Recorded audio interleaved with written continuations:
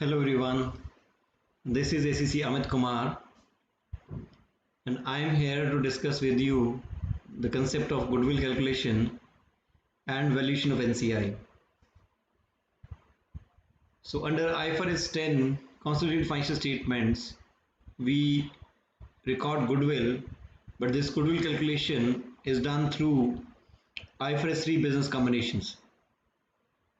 In India, we have Ind AS 103 business combinations, which is guiding on calculation of goodwill, valuation of NCI, valuing fair value of net assets of subsidiary. So this is helping us to value goodwill. So if I move on directly to goodwill, it will not mean how the goodwill is being calculated now and how it was being calculated earlier. So the method of goodwill calculation was pooling of interest method, wherein we were comparing the purchase consideration with the book values. And another thing which is different in today's scenario is that the goodwill so calculated in pooling of interest method was being amortized over a period of 5 years. The same in US GAAP was being amortized over a period of 40 years. So this method is changing with the introduction of IFRS 3 business combinations, Ind AS 103 business combinations. Now the goodwill is calculated on the basis of purchased goodwill method. And another interesting thing is that the valuation of goodwill is dependent on valuation of NCI. NCI is a term being used for minority interest. NCI means non-controlling interest. So if I share a brief background about what was happening, pooling of interest method. So whatever consideration we were paying, purchase consideration being paid, whatever purchase consideration was being paid, it was being compared with book values of net assets of subsidiary. Book values of net assets of subsidiary. So large amount was being parked. Suppose the purchase consideration is say 8 lakhs and book values is say 5 lakh. So the goodwill so calculated would have been recorded at 3 lakhs.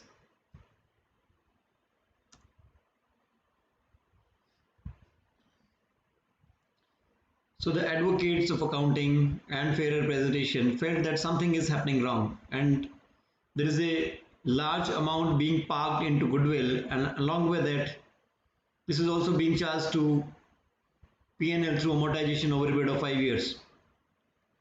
So on one side we are paying a higher amount to acquire a subsidiary, on another side we are spreading that cost only over a period of 5 years.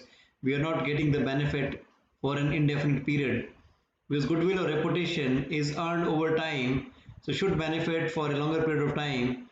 We should not amortize it into just 5 years, because if we are paying for it, it must be carrying some value or some reputation in the market which has been earned over time. So this is going away with the introduction of purchase goodwill method. What difference does it make to the entity's presentation? Purchased goodwill method, that we are acquiring goodwill. Purchased goodwill method.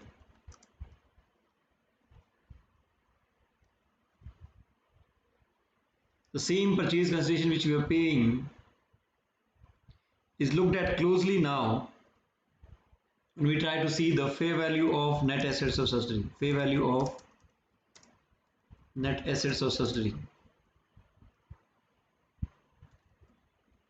Now when we fair value the net assets of subsidiary, we got to know that land and building was higher by a certain amount.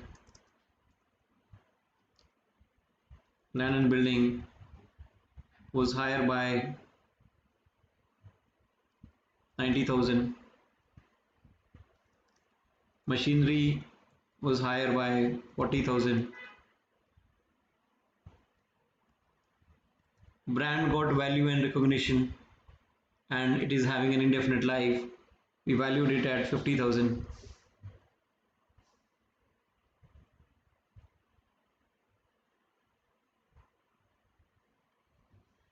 So when we looked at very closely, we got to know that there are other assets other than the book values. The book values were standing at 5 lakh. When we looked at it closely, we got to know there are other assets which got recognition.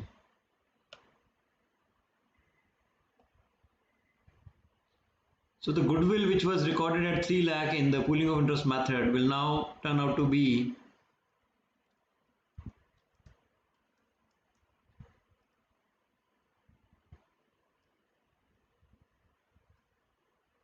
minus 90, minus 40, minus 50.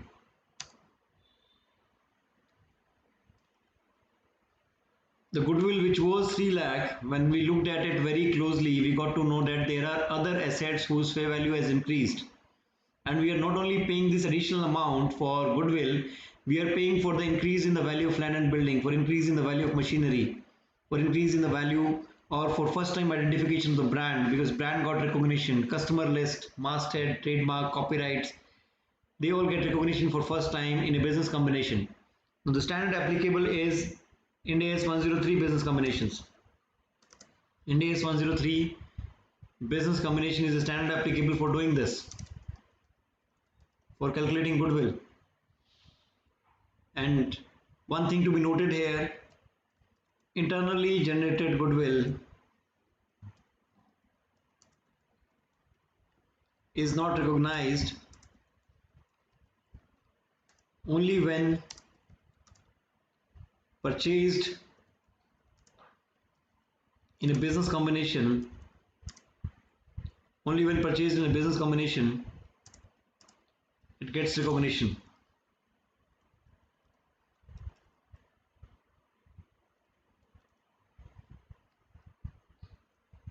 It gets recognition when purchased in a business combination.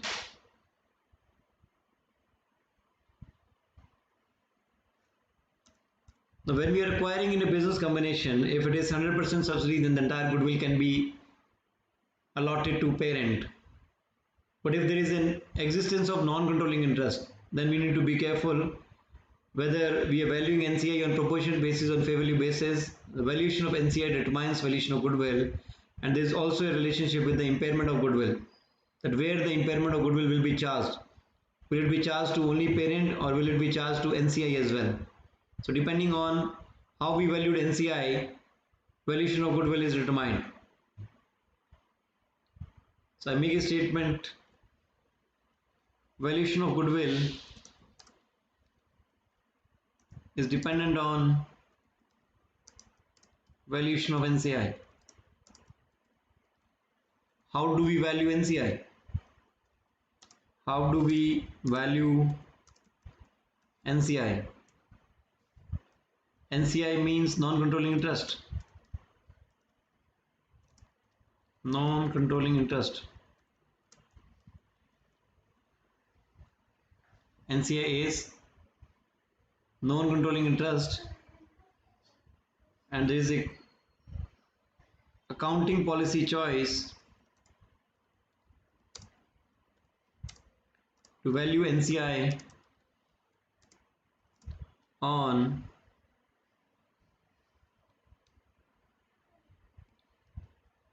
proportionate share of net assets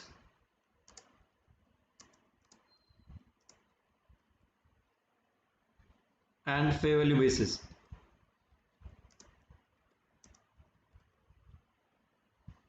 Proportionate share of net assets and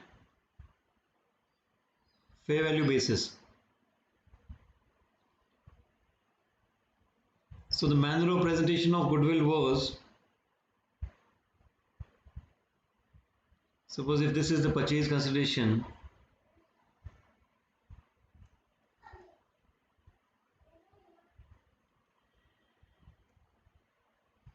and fair value of net assets or subsidy, and if the information available is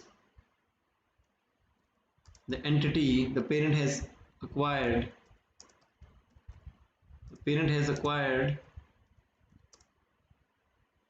80% of net assets or subsidy.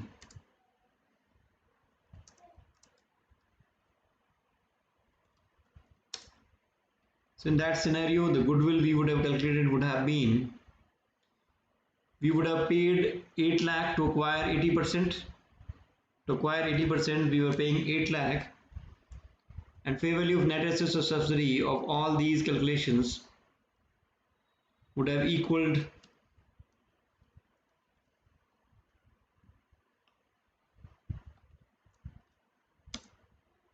6,80,000. So fair value of net assets acquired would have been equivalent to 80% of 6,80,000. The goodwill so calculated, would have belonged to parent only, because we compared it with fair value of net assets acquired. This is purchase consideration. So the goodwill so calculated is equal to 8 lakh minus 544,000.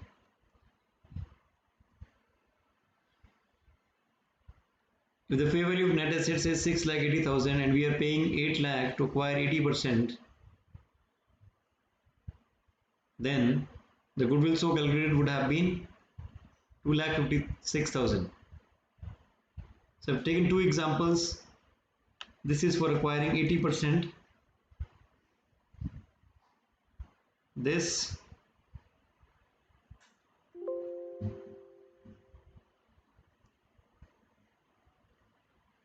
is when it is 100% subsidy.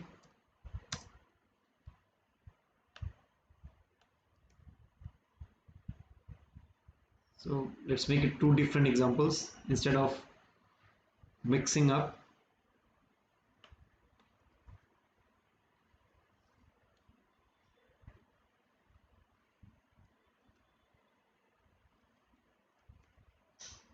So if it is 100% subsidy, we are paying a purchase consideration of 8 lakh. The goodwill so calculated would have been 1,20,000. If we have acquired 80%, then the same would have been calculated like this: 80% acquisition compared with fair value of net assets acquired instead of the entire fair value of net assets or subsidy. The same thing, can I present it in this manner? The same thing, can I present it with comparing 100% with 100%? So 20% of non-controlling interest on proportionate share of net assets, proportionate share of net assets,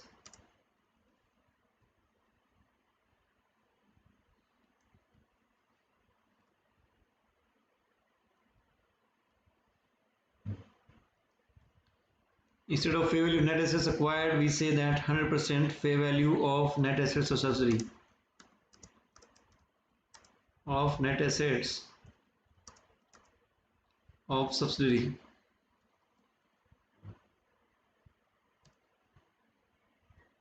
This will be equal to 6,80,000.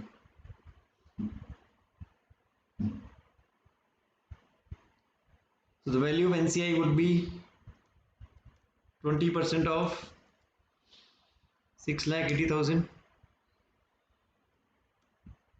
So the impact of this on goodwill is 8 lakh is representing 80%, 1,36,000 is representing 20%, minus fair value of net asset subsidy, it is 2,50,000. Is there any difference between these two ways of presentation? Is there any difference between the two?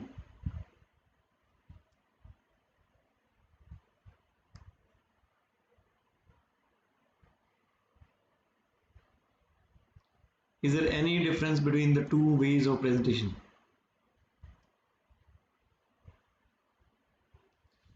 The only thing which has changed is the manner of presentation. Earlier, before introduction of valuing NCI on fair value basis, we used to value on this basis. We were comparing 80% with 80% because we were acquiring 80%, we were comparing the fair value net assets which we were acquiring 80% with the value we were paying and the difference we were recognizing was goodwill belonging to parent only.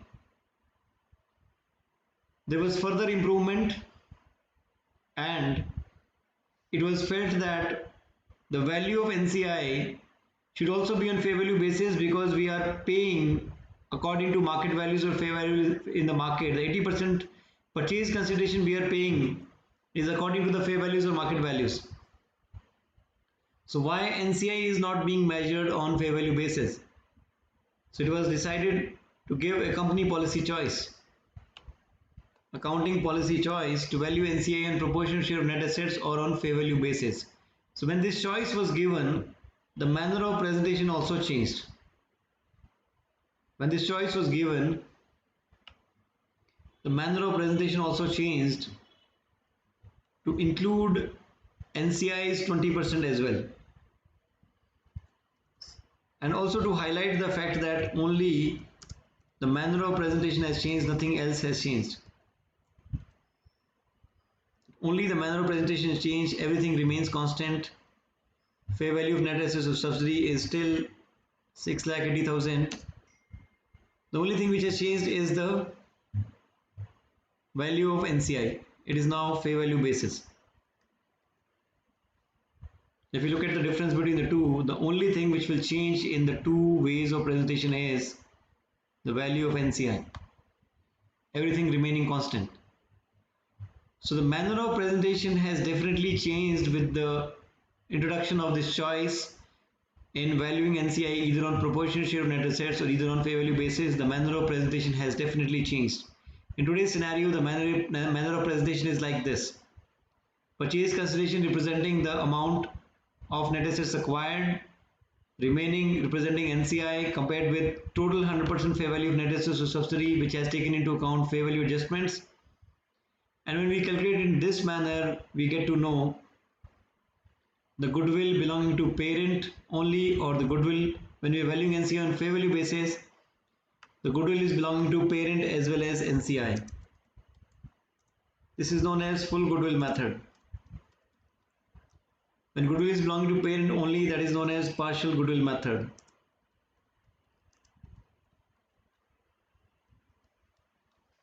Full goodwill and partial goodwill.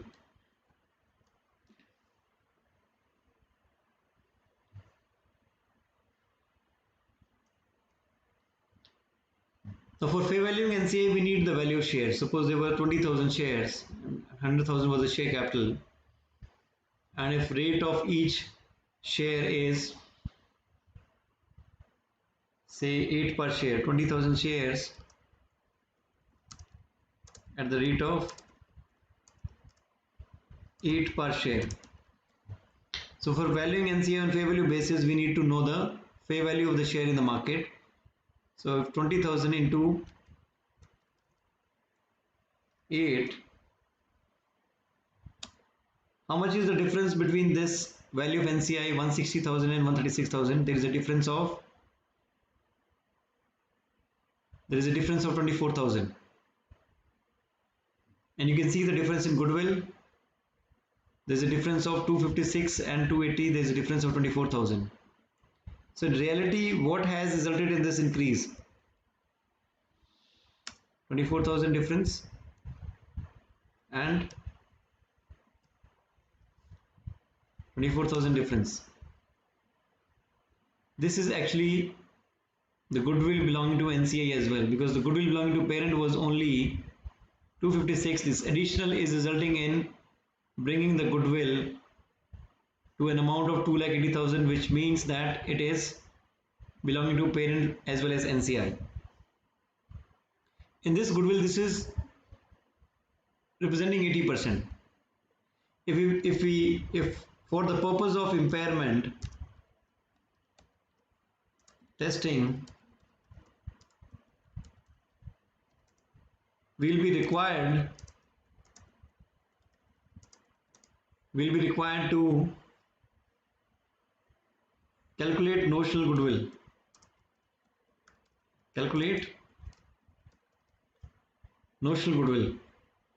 So for the purpose of impairment, notional goodwill will be, this amount is representing 80% and how much will represent 100%.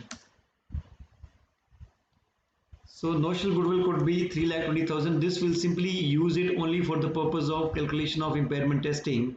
That what would be 100% goodwill, we'll add it to the total net assets to compare it with the recoverable amount, and we know goodwill. So this notional goodwill is calculated only for the purpose of impairment testing, otherwise it is not needed. So this goodwill is representing 80%. This goodwill is representing parent plus NCI goodwill, which is 2,80,000.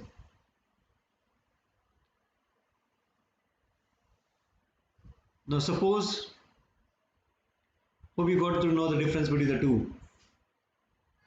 So earlier the manner of presentation was direct. We were comparing the purchase consideration with the fair value of net assets of subsidiary acquired. Whether it was 100% acquired, the goodwill would have been 100%. When it was acquired 80%, we were comparing the purchase consideration with 80% net assets acquired. This was the way of presentation, but later on the manner of presentation changed. The manner of presentation now wishes, now it is presented nowadays in this manner, that we need to include the value of NCI as well into the goodwill calculation. Now this is the manner of presentation under Ind AS 103 business combinations, and how goodwill needs to be calculated. Goodwill gets calculated with the purchase consideration compared with the fair value of net assets of subsidiary in full, but we also value NCI either on proportionate share of net assets or either on non-controlling interest basis. This purchase consideration which we are paying, purchase consideration also depends on the payment is in the form of cash. It may be in the form of cash, say 40,000. It may be in the form of deferred consideration. Deferred consideration means that suppose we are going to make payment of 108,000 after 2 years. Payment of 108,000 after 2 years. And if the rate is 8%, how much will include in today's calculation? So deferred consideration to be included in today's calculation will be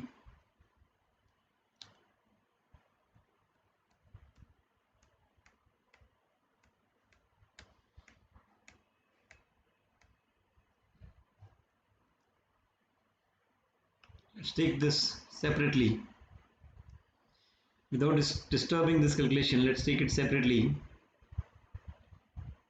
That even the purchase consideration has many ways of calculation. The purchase consideration is also in many ways. There may be cash payment, there may be deferred consideration, there may be contingent consideration, there may be stock exchange. So if there is deferred consideration, means we need to discount the value to present value and include it as part of the purchase consideration today. Suppose 108,000 is paid after 1 year and the rate of discount is 8%. What is the value today? If we use the discount factor, it is 1 divided by 1.08, and in present value discounting 108,000 multiplied with the discount factor, the amount to be included in today is 1 lakh. There may be contingent consideration. Now this word contingent consideration, sometimes it is being confused with Ind AS 37 provisions, contingent liabilities and contingent assets, believing that it has a relationship with Ind AS 37. Now this is a concept of Ind AS 103 business combinations. Now when the buyer is entering into this business combination, the sellers or the subsidiary company, they promises a lot. They promise on the revenue, they are very optimistic about the growth in net assets, the rosy picture or the growth of the entity. So the buyer is also smart. They say that if this happens, whatever you are telling us or whatever you are projecting, if on occurrence or non-occurrence of something, if it happens, then we'll pay an additional amount. Now this additional payment is dependent on occurrence or non-occurrence of an uncertain event, which may happen, which may not happen. So depending on the probability of it happening or not happening, this is fair valued in the market. So there is a fair value of contingent consideration. So which may be done by a valuer who will give us the fair value contingent consideration on the date of acquisition to be, say, 1,20,000 additional.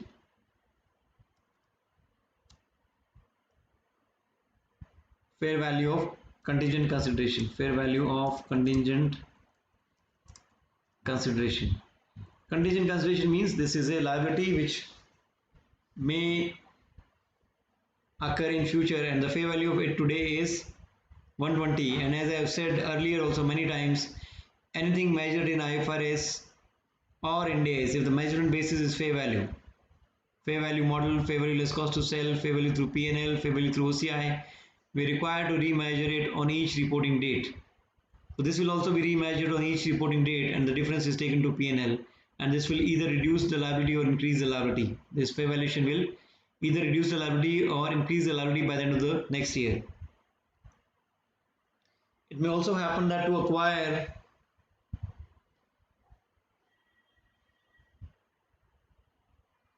these shares, the entity issued, for every 2 shares acquired, the entity issued 1 share. For every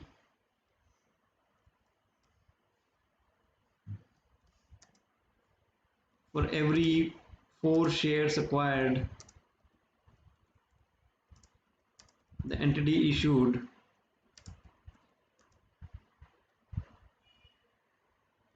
2 shares. So if there are 40,000 shares acquired, that means for every 4, if it is 2 shares,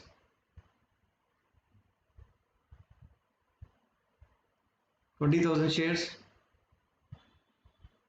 and if value of each share in the market is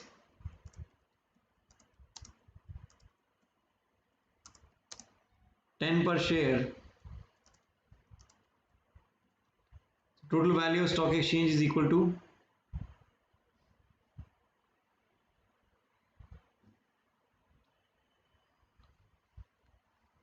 or say 60,000 shares,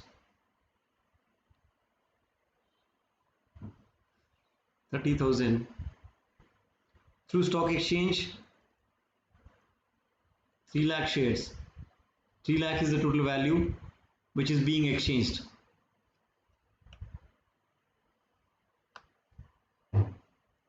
2,80,000 is the cash payment.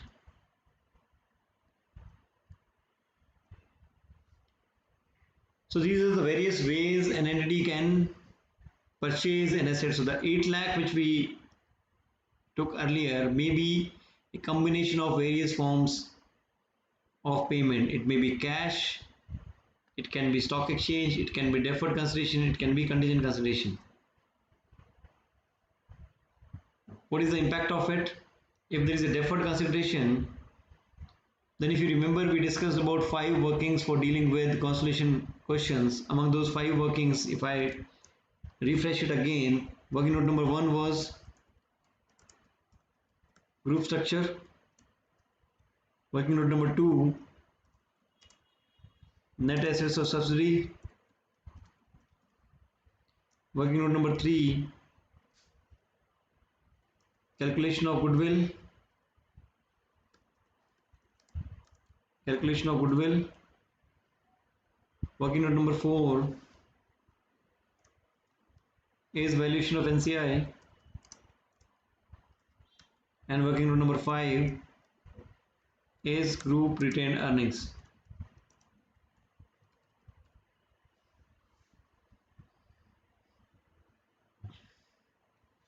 In the group retained earnings, we'll be presenting parents retained earnings, share of profit from subsidiary. In it will be presenting unwinding of discount for this deferred consideration as well. Unwinding of discount for deferred consideration. The deferred consideration which is pending, that we discounted it to present value after 1 year, the value will be 108,000. So at the end of 1 year, this 8,000 will be increased in the, this will be charged to group retained earnings. Minus 8,000, it's a charge to group retained earnings, and the liability gets built up. The liability increases by the deferred consideration entry. So this is an expense in P&L, and the liability of deferred consideration increases on the face of the balance sheet. Another amount is contingent consideration on the face of the balance sheet. On the face of the balance sheet, the contingent consideration is valued at 1,20,000. There may be increase in this value of contingent consideration. There can be a reverse decrease also. It may not always increase, it can decrease as well, depending on the circumstance. Suppose this increased to 1,29,000.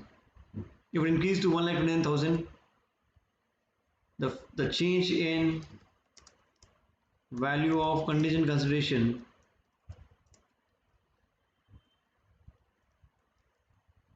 also resulted in increase in the liability.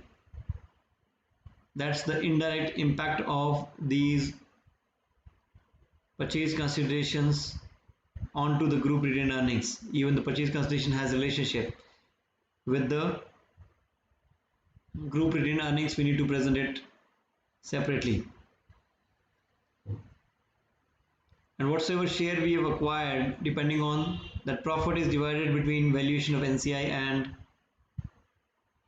value of NCI, valuation of NCI, and group retained earnings, share of profit from subsidy. This we get the working from working note number 2. And valuation of NCI as well, depending on which method we used.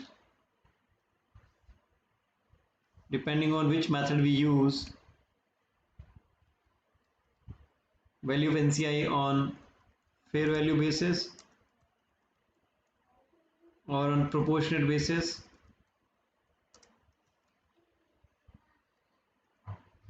What we did first time. So value of NCI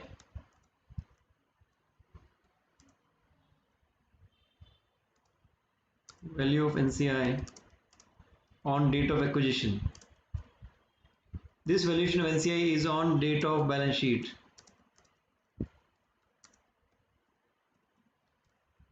This valuation of NCI, this is the figure to be included in the balance sheet. We are calculating this figure to be included in the balance sheet.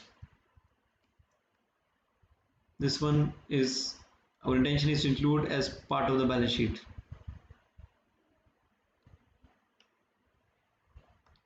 This is group retained earnings.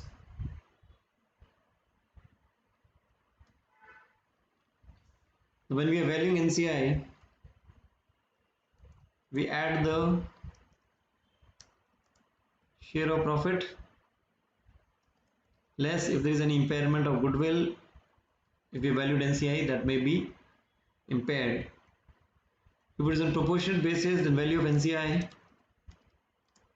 on date of acquisition plus share of profit. In other words, it can be done directly as well. Directly in the sense that, suppose if 20% is the value of NCI, then the percentage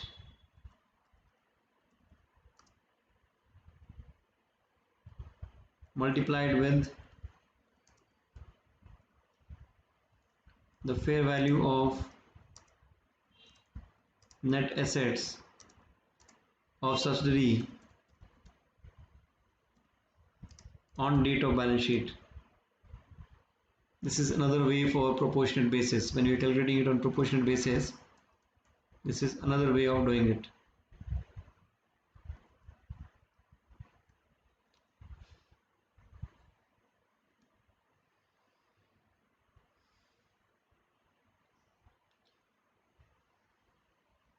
and this was already proven that valuation of NCI determines valuation of goodwill. So the goodwill so calculated is, in this case it was partial goodwill,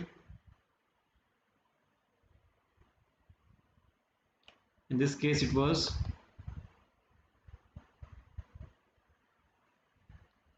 full goodwill.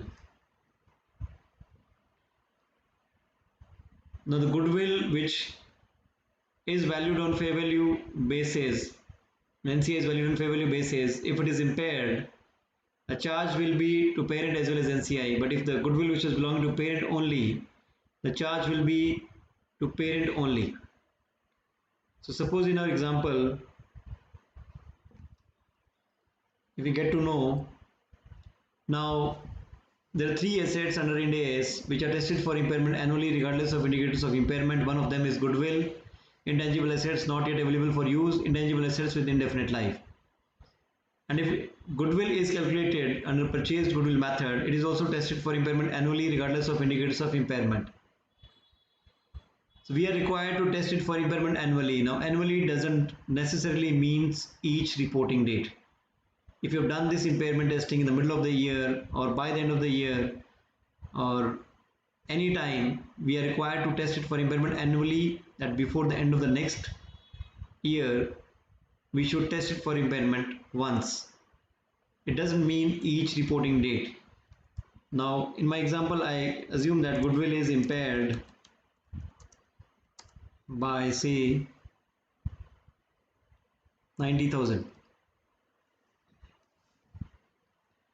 If goodwill is impaired by 90,000, depending on which method we were using, if we calculated goodwill on fair value basis, this was the goodwill.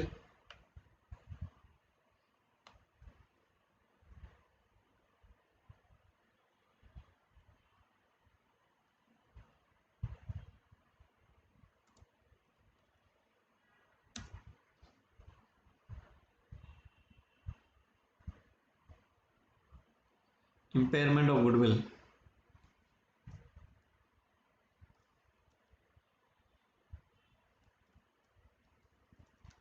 Impairment of goodwill. Now, depending on the method, if goodwill is impaired by 90,000,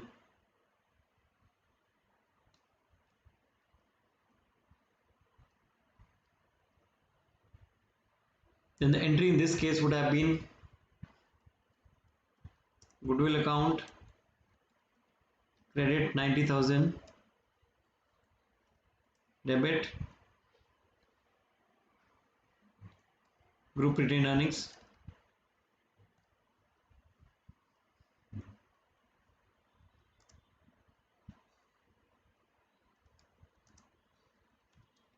debit group retained earnings. In this case the same will be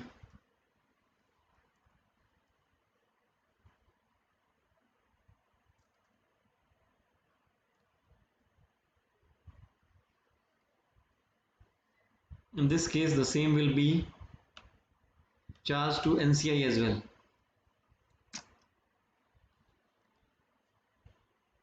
Non-controlling interest will also be debited with the goodwill account.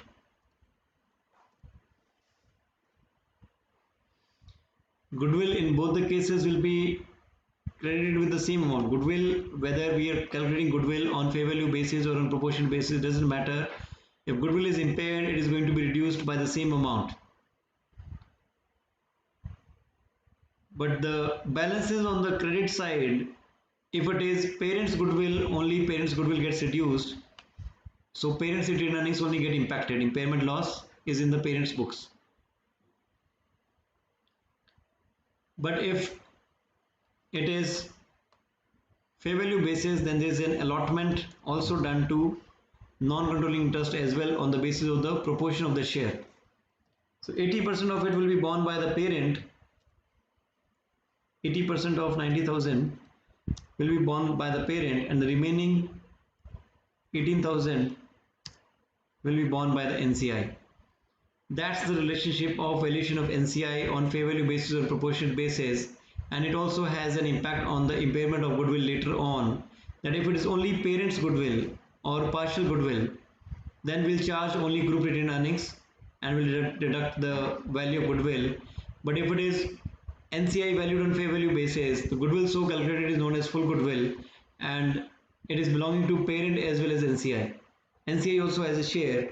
So if goodwill gets impaired, NCI also gets the impact of the charge to goodwill.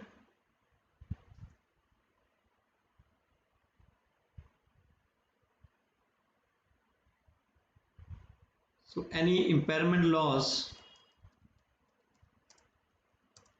of goodwill will be impacting here by 72,000 in the working note number 5 group retained earnings, and NCI it will be impacting less impairment NCI 18,000, less impairment 18,000. So if I look at the value of NCI, how it is built up on the date of balance sheet, this has a relationship with the value of NCI in working note number 2. Now here we directly did working note number 3, fair value of net assets of subsidiary on the date of acquisition, and when we built up this fair value of net assets of subsidiary on the date of acquisition 6,80,000, this was date of acquisition balance. If you build up what was the balance on the date of balance sheet by the end of the year, then the fair value of net assets of subsidiary, we get to know that has increased to 6 lakh. Land and building is depreciated in 1 year. The depreciable component in this 90,000 was 50,000, and if the remaining useful life is 5 years, so out of that 50,000 is depreciable. If the remaining life is 5 years, 10,000 is depreciated. So land and building may be valued at now 10,000 depreciation, 80,000 is the date of balance sheet amount. Machinery has remaining life of 4 years, 10,000 reduced from here. So machinery has a value of 30,000 now. The brand has an indefinite life, so it was still valued at 50,000, no change. On top of this, these calculations, these fair value adjustments which we did, these are known as fair value adjustments. These are known as fair value adjustments. When we do fair value adjustments in the examination, they may make our life easy by simply saying that please ignore deferred taxes, or they'll mention that if they mention the deferred tax rate, they'll be mentioning to which note it is relevant and applicable. But if they don't mention anything, then in that scenario we have to calculate deferred taxes as well on these amounts, and if the rate of tax is 30%, we believe that we'll be earning more. How much more? We are believing that we'll be earning 90 plus 40, that is 130 plus 50, 180. 1,80,000 more will be earned by us in future. If 1,80,000 more will be earned by us, if you're expecting more income in future, we will be liable to pay more tax in future. Shall we be prepared for this additional tax to be paid in future? If we are ready to pay this additional tax because we believe that we are going to earn more, tax authorities are not aware of this expected increase in future economic benefits, and if we know that we are going to earn this future economic benefit in future, we should be prepared for it by creating deferred tax liability today of an amount of 54,000.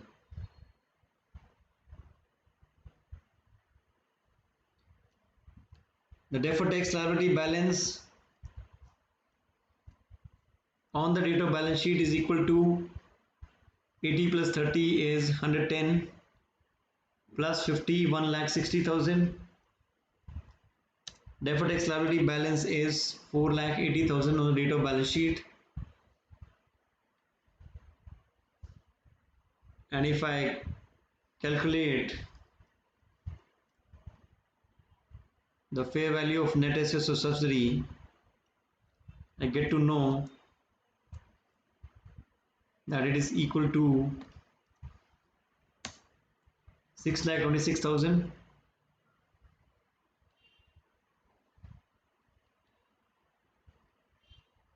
and 7,12,000. These are the balances between date of acquisition and date of balance sheet.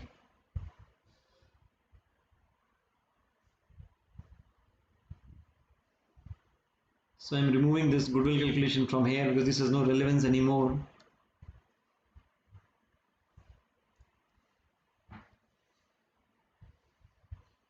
This is actually working note number 2. And we use the figure of working note number 2 in working note number 3 when we are comparing it with purchase consideration while calculating goodwill. This is for goodwill calculation.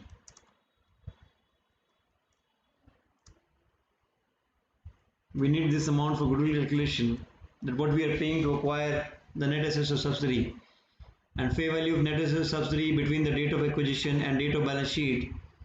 There is a difference of the difference in earnings is equal to 712,000 minus 626,000, 86,000, out of which 80% of it belongs to parent and 20% of it belongs to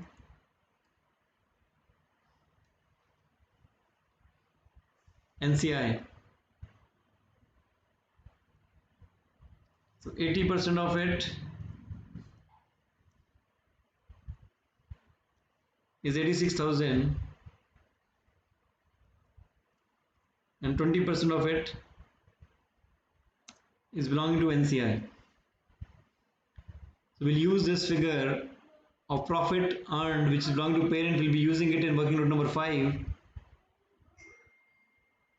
So if someone is attending my lecture for the first time, they should refer to the consolidation steps in 5 simple workings. Like I have done these 2 lectures previously wherein I've shared consolidation procedures in 5 simple steps, and I've named these workings as working note number 1, 2, 3, 4, 5. So when I talk after a while, like whosoever is attending my lectures regularly, they can easily make out what I'm talking about. If I say working note number 5, it means group retained earnings. If I say working note number 5, it indirectly means group retained earnings. And if I say working note number 4, it means non-controlling interest.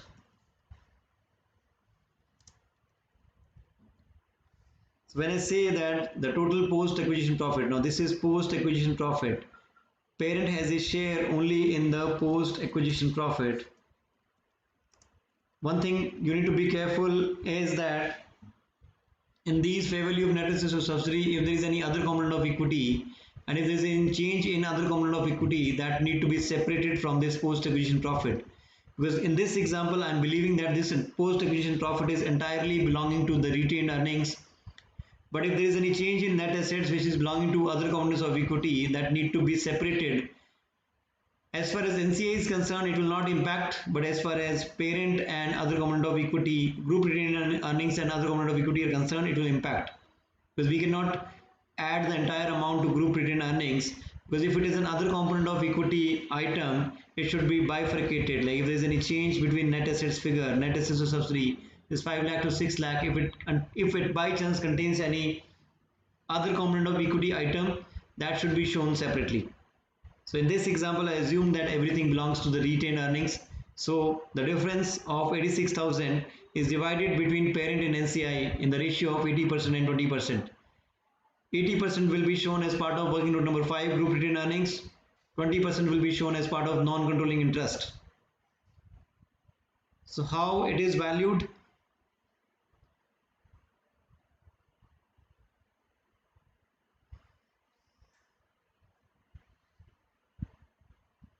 Working note number 4. Value of NCI on the date of acquisition, we can pick it up from working note number 3.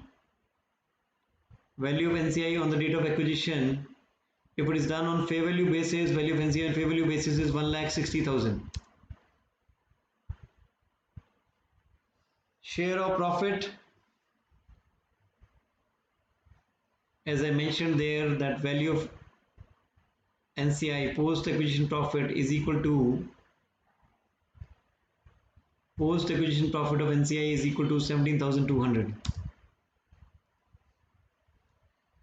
and there is an impairment loss of 18,000.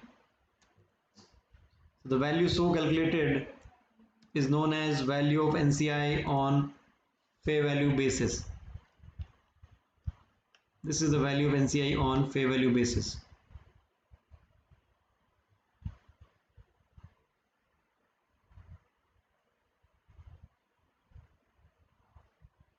Value of NCI on date of acquisition.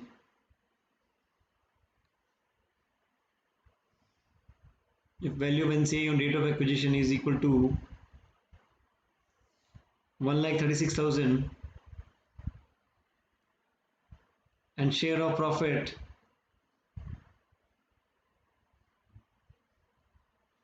is 17,200, total value so calculated will be 136 plus 17,200, 153,200. Now in the figures we had taken,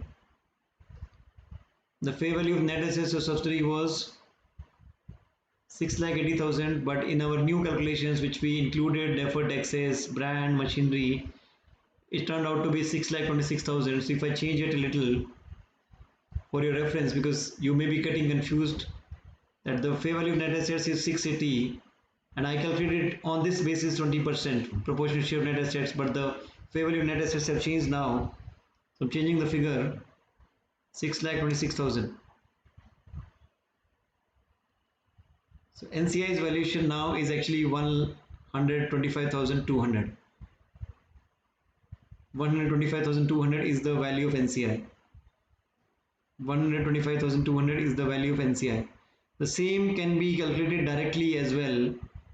If I pick up the value of net assets on the date of balance sheet, if I pick up the value of net assets on the date of balance sheet, the value of net assets on the date of balance sheet is 712,000. 20% of this amount is equal to 142,400, which is similar to this. These two are similar. 142,400, 142,400. So when we are valuing NCI on proportionate basis, it doesn't impact whether we are calculating it directly, because we have the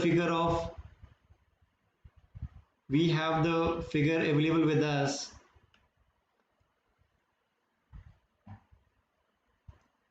of net assets of subsidiary on the date of balance sheet. So when we are calculating fair value basis, so earlier, before the introduction of valuation of NCI on proportionate share of net assets or fair value basis, we were calculating it directly only on proportionate basis. We were comparing 80% with 80% and we were valuing NCI by directly applying the percentage to the date of balance sheet figure. Now this was the fair value of net assets on the date of balance sheet. We were directly applying to this balance, we were directly applying the percentage 712 and we get the value of NCI. But since the manner of presentation has changed because of introduction of fair valuation of NCI, since the manner changed, so the manner of presentation also changed for valuation of NCI. The manner of presentation also changed for valuation of NCI. It also changed into this manner that we'll be valuing NCI on date of acquisition either on fair value basis or proportionate basis.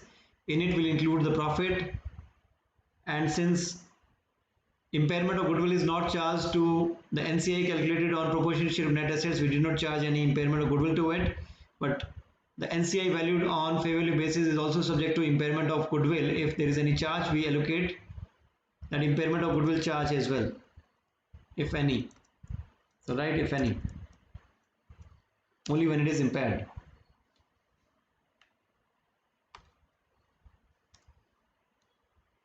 When it is being measured on proportion basis, the proportionate share of net assets calculated on this basis is not subject to impairment.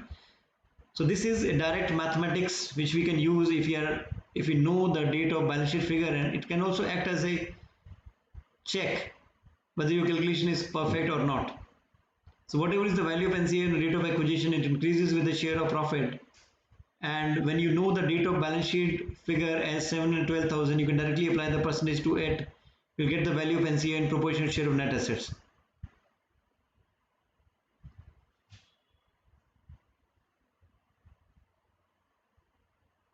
One last and final thing is the goodwill calculated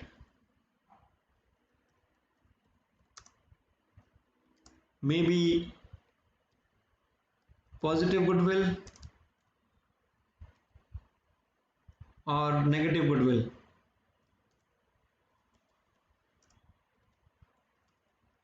But positive goodwill is presented as part of the balance sheet,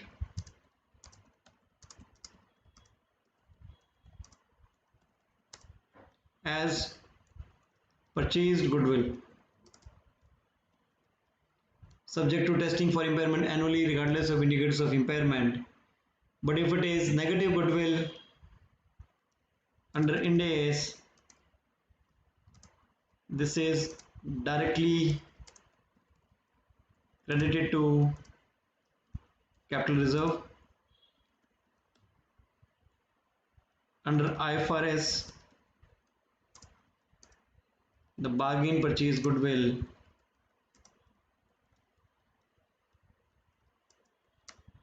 is credited to profit or loss account.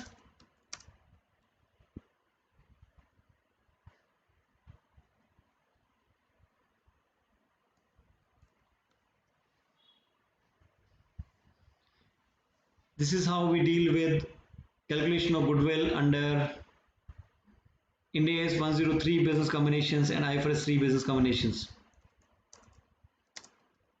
Ind AS 103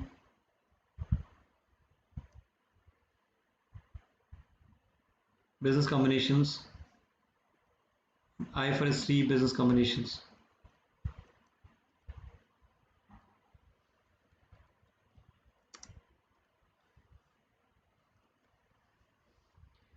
So if I sum up,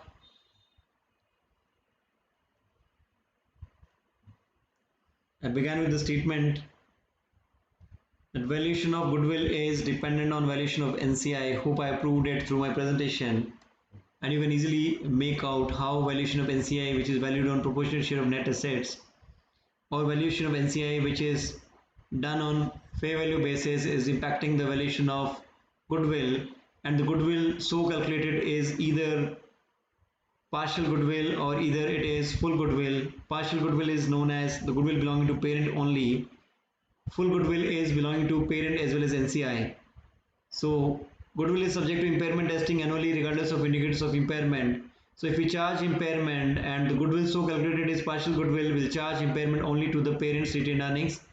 And if it is full goodwill belonging to parent as well as NCI, then we also charge the impairment of goodwill to group retained earnings as well as to non-controlling interest, because the goodwill also belongs to NCI.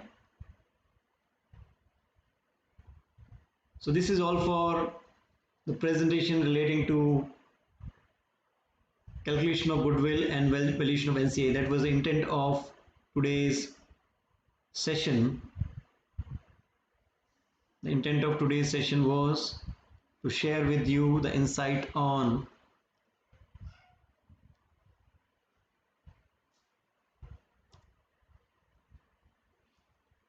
calculation of goodwill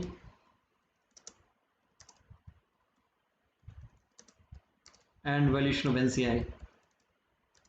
Hope you will be well versed in it now and you will not face any problem in future. That I can assure you. And if there is anything such, you can get in touch with me on Unacademy. I'm offering CA Final Ind AS financial reporting paper on Unacademy with the name ACC Amit Kumar. To subscribe any course on Unacademy, you can use the code ACC Amit. And currently there is an offer going on that if you use the code ACC Amit to subscribe to CA Final course for 1 month, you get a whopping 80% discount on subscribing to it, and you get it only for 999. So you can avail the offer by subscribing on to the Unacademy for CA Final course and can experience the quality of all the top educators at one platform who are not only teaching financial reporting, but they are also teaching tax, law, audit, and there are other teachers also who are offering financial reporting in the form of educational service.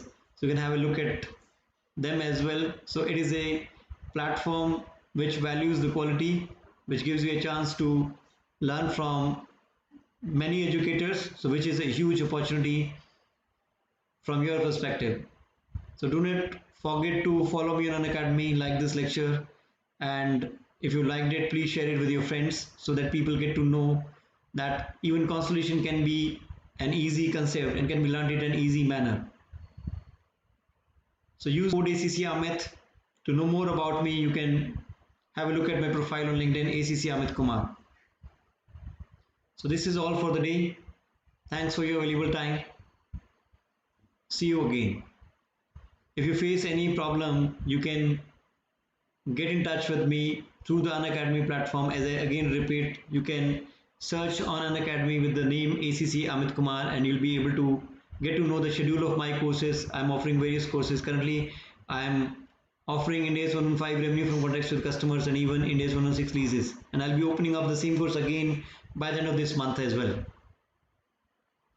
So this is all for the day. Thanks for your valuable time. See you again.